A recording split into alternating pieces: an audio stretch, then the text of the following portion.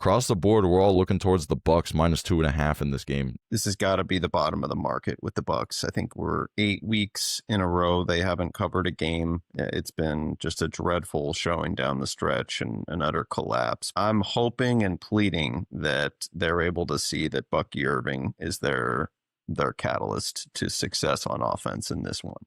Get the ball out of Baker Mayfield's hands. He's been turning it over. He's been putting it in harm's way for weeks. He's been playing really like a bottom 5 quarterback in the NFL when you look at advanced metrics. So I think you see much more Bucky Irving. You see him get into the mix. This Panthers offense on the road has been much different than at home. Yeah, I agree with you. I think both these teams have had their major issues in certain games. I think it'd be a funny narrative, especially like Bucs finally, turn it around, get that win, and then the Falcons end it and they don't make the playoffs anyways. Yeah, I think the Bills game was like that catalyst where everybody was like, oh, this team is pretty good. They think they're still good. And then they lost, and ever since then have just fallen off a cliff.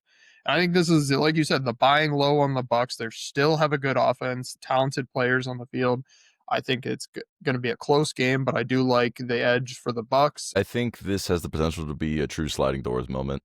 I think you could see the closest thing you could get to a swan song performance out of Todd Bowles on the defensive side of the ball, dial up everything he's got one last time, try to win the division in hopes to save his job. I think the Bucs are going to have enough to get it done. Bryce Young has just been shaky enough on the road to where you just can't trust that he's going to be the guy to get over the hump just yet.